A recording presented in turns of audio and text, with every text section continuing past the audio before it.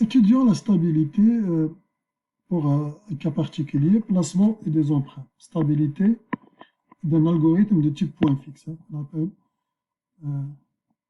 donc un système, admettons un système quelconque qui se ramène à une équation de type n plus 1 égale f de x avec un point de départ x0 dans les conditions initiales en quelque sorte. Voilà. Donc c'est ça qui nous intéresse dans ce numéro.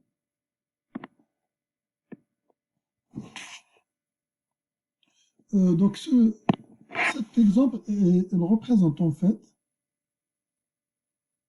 les placements d'argent que vous placez en banque avec un taux d'intérêt, taux d'intérêt composé. Donc, chaque fin, admettons c'est un taux annuel, chaque fin d'année, vous allez, le placement de l'année précédente, x1, sera multiplié par 1 plus i. I, c'est le taux d'intérêt annuel. Donc, vous allez garder votre argent initial, xn fois 1, c'est votre argent initial de l'année passée. Il sera auquel on va ajouter xn fois le pourcentage, le taux d'intérêt. Et admettons que vous ajoutez P, soit vous placez un autre montant à la fin de l'année. Si c'est P est positif, si c'est négatif, vous allez retirer de l'argent. À la fin de l'année, vous allez faire un retrait. Donc, votre fortune, en quelque sorte, la valeur de votre placement à la date N, en admettant que 0, c'est aujourd'hui, à l'année N, si c'est un taux d'intérêt annuel, à l'année numéro N plus 1, ce sera l'argent que vous possédiez en banque à l'année numéro N multiplié par 1 plus I, auquel on ajoute le placement P, s'il est positif, sinon auquel on rajoute le retrait qu'on vient de faire, si jamais c'est un retrait, c'est-à-dire si P est négatif. Voilà, donc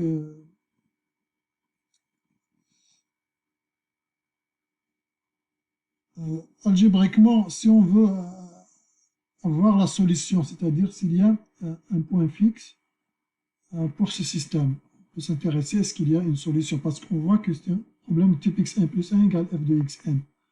On veut savoir s'il y a une solution, s'il y a un point stable au moins, s'il y a si la suite peut, pour certaines conditions des retraits et du taux d'intérêt, converger vers une valeur constante. Est-ce qu'on peut avoir le même montant? Ça va stabiliser en ce montant. Et c'est quoi ce montant? On peut s'intéresser du point de vue algébrique. Il suffit de résoudre l'équation xn plus 1 égale f de xn. Donc xn plus 1 égale xn en quelque sorte. Okay? Et ça, c'est f de xn. Okay? Donc on va avoir, en remplaçant xn par xn plus 1, on obtient cette équation de degré 1 qu'on peut résoudre. Xn égale moins p sur i. Donc il y a une solution qui permet, il y a une solution d'équilibre qui va être égale à moins p sur i. Donc on a trouvé une solution d'équilibre théorique qui est moins p sur i. Ici le taux d'intérêt il est positif. Xn c'est la valeur d'argent, elle est positive. En gros, et donc P, c'est quoi P? P c'est soit le retrait, soit les placements. Moins P sur I doit être positif pour que ça ait un sens, parce que Xn, c'est l'argent qu'on a en banque. En d'autres termes, P doit être négatif, c'est-à-dire on doit faire des retraits chaque année. Lorsque P est négatif, on va y avoir de la stabilité. En gros, on va converger vers une solution stable lorsque P est négatif. Sinon, ça n'a pas de sens. Sinon, il n'y aura pas de sens lorsqu'on va faire des retraits chaque année. Prenons le cas donc P positif. P positif.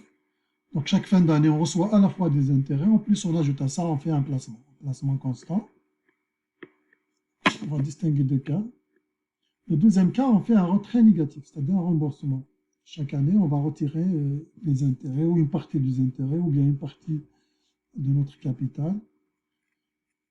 Pour P égale 0, en démarrant de 2000 $ par exemple à l'instant 0, en faisant une simulation, c'est facile de faire ça avec par exemple Excel, avec des taux d'intérêt différents 5%, 2,5%, 1,25%. on voit que globalement, la série en fait va diverger. Là, on peut choisir, calculer plusieurs. Là, on a juste fait en 10 ans, par exemple, ou bien en 10 périodes. Vous pouvez faire sur un échantillon de 100, de 1000, pour se rendre compte qu'on n'a pas de convergence. Donc là, dans cette étude, on a pris une valeur de P qui est égale à 200 $. Chaque année, on verse 200 $ et le taux d'intérêt, on l'a varié. Dans le deuxième graphe, on a fait varier l'apport de placement supplémentaire qu'on fait chaque année en faisant un taux d'intérêt constant égal à 5%. Et dans les deux cas, on remarque que le système diverge. Ici, on a pris juste 10 années, mais vous pouvez essayer de refaire la simulation sur Excel en prenant 100 années, 1000 années, ce que vous voulez, 200. Et on voit que le système est divergent.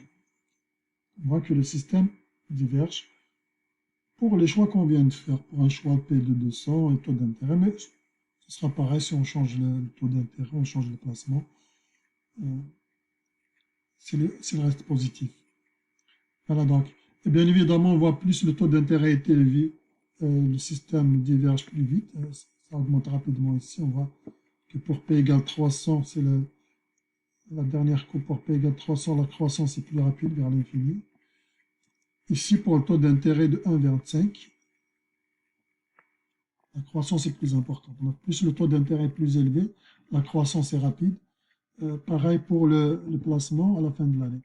Maintenant, regardons le cas où le placement est négatif, c'est-à-dire chaque fin d'année, on retire de l'argent finalement du compte bancaire. On a dit que dans ce cas-là, il y a une solution d'équilibre, c'est C égale moins P sur I. Prenons donc un cas où on a X0 c'est 2000 $, de placement, un taux d'intérêt de 5% annuel. Et P, donc, c'est moins 200. On a moins 200. Avec ce paramètre, c'est pas 200, ici c'est moins 200. Chaque année, on va retirer moins 200 $. Avec ce paramètre, donc la solution d'équilibre, c'est 4000. On va converger à avoir moins P sur I.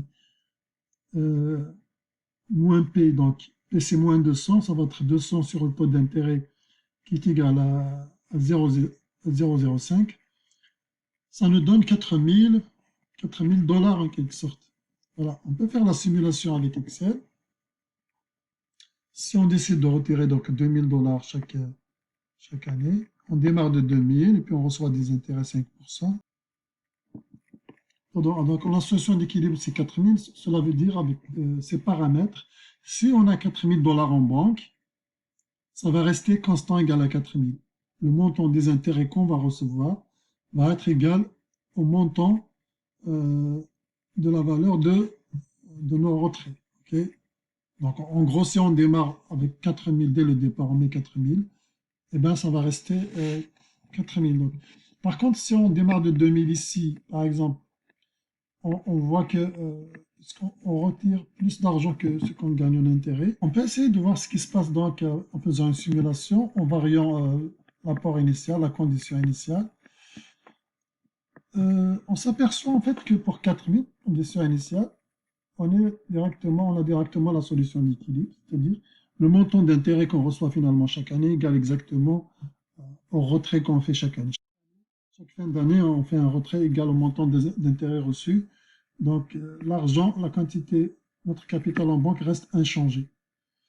En revanche, on voit qu'on s'éloigne de la solution. Par exemple, si je prends un montant de départ qui dépasse 5000, on se rend compte que chaque année, je reçois plus d'intérêt que ce que je retire. On obtient donc là, on va s'écarter de la solution, du point d'équilibre.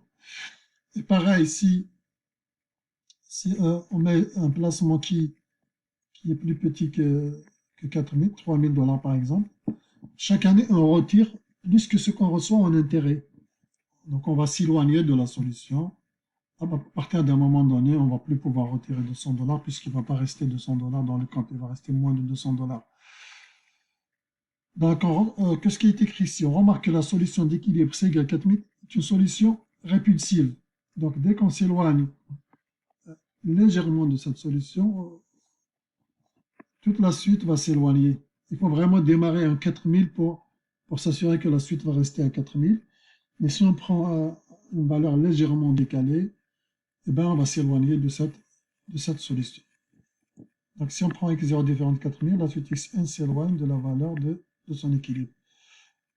On déduit que lorsque x0 est supérieur à la valeur d'équilibre, lorsque notre rapport initial dépasse 4000 $, la valeur de l'emprunt augmente.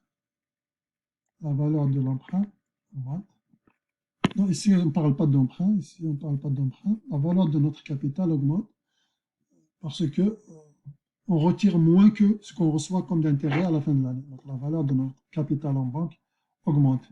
Et si x0 plus petit que c, la valeur de notre capital en banque va diminuer. Voilà.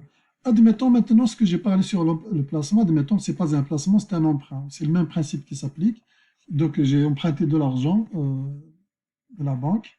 Donc, je subis un taux d'intérêt que je dois rembourser à la fois le montant emprunté et les intérêts sur cet emprunt. Admettons, chaque fin d'année, je dois rembourser P. En plus des intérêts, je décide de rembourser P. Ou bien, je décide encore de faire un autre petit emprunt P avec le même taux d'intérêt. Donc, on peut réfléchir le problème comme un placement, comme on peut le réfléchir comme un emprunt. S'il s'agit d'un emprunt, les mêmes conclusions que tout à l'heure, il faut que x0, la valeur initiale, soit plus petite, plus grande que le... Si x0 est plus grande que l'emprunt va augmenter indéfiniment, il ne va plus jamais va aller à l'infini. En revanche, si l'emprunt initial est plus petit que le point d'équilibre, l'emprunt diminue. Okay, l'emprunt diminue, c'est-à-dire on est en train de rembourser plus que les intérêts, en quelque sorte. On rembourse à la fois les intérêts, mais on rembourse également une partie du capital. En gros, il faut s'assurer toujours que le point d'équilibre est plus grand que le montant initial emprunté, c'est-à-dire d'emprunt, pour éviter que la dette explose vers l'infini. Il faut s'assurer en gros de rembourser plus que les intérêts. On rembourse à la fois les intérêts et une partie du capital.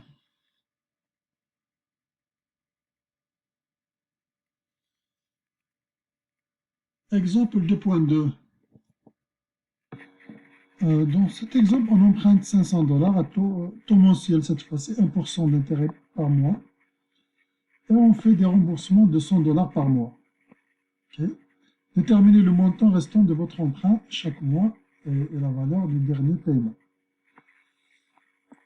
C'est-à-dire à un moment donné, s'il reste plus de dette, s'il reste moins de 100 $ de dette, par exemple, il reste 50 $, ben on va payer 50 $. On n'a plus de dette. Concrètement, qu'est-ce qu'on a? On a 500 $ de dette. X0, c'est 500 $.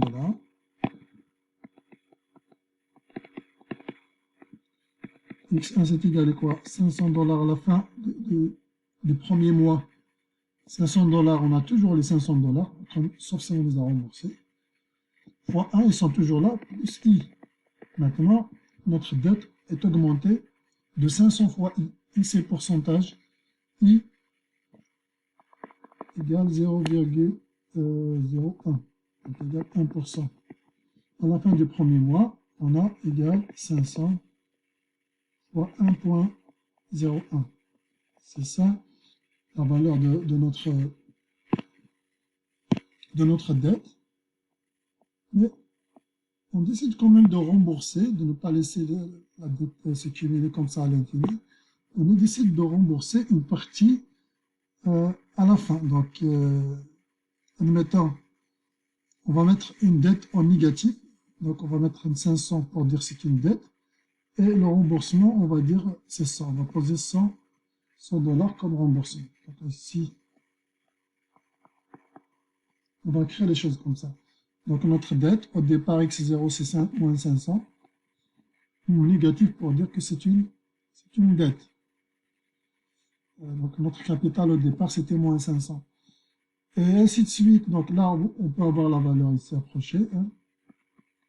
Ensuite, on a x2, c'est x1 fois 1 0,01 en quelque sorte, plus 100 également. x3 c'est x2. x2 fois 1,01 plus 100, etc. Et on obtient à peu près les calculs suivants. Donc j'ai fait ces calculs, je vous demande quand même de faire les vérifications. Donc x1 c'est x0 fois 1 plus i plus 100, on obtient moins 405 $, c'est-à-dire 405 $ de dette. Ensuite x2 c'est x1 fois 1,01 plus 100, moins 309, etc. Ensuite x5 c'est moins 15 $. Donc au cinquième mois en quelque sorte, il reste 15 $ de dette. Alors les 15 $ de dette, soit on décide de les ajouter ici directement, s'il y a plusieurs possibilités, on les ajoute ici. Donc, je vais voir qu'est-ce qu'il y a raconté ici. Détermine le montant restant de votre emprunt chaque mois et la valeur du dernier paiement. Donc on suppose que le dernier paiement va se faire le mois suivant, le 6e mois. Donc les 15 $, on ne va pas les ajouter au 100 ici. On va voir x6 c'est x5 fois 1,01. On va voir c'est égal à combien. Donc 15,40 à peu près fois 1,01. 15,59 on va dire, à peu près moins 15,59. Donc on va ajouter juste 15,59 $, 15,59 $, et on obtient à la fin une dette de 0,0 $. On ne rembourse pas tout le temps 100. Lorsqu'on a une dette moins de 100, on va rembourser moins de 100. Donc ici, on a x5 fois 1,01.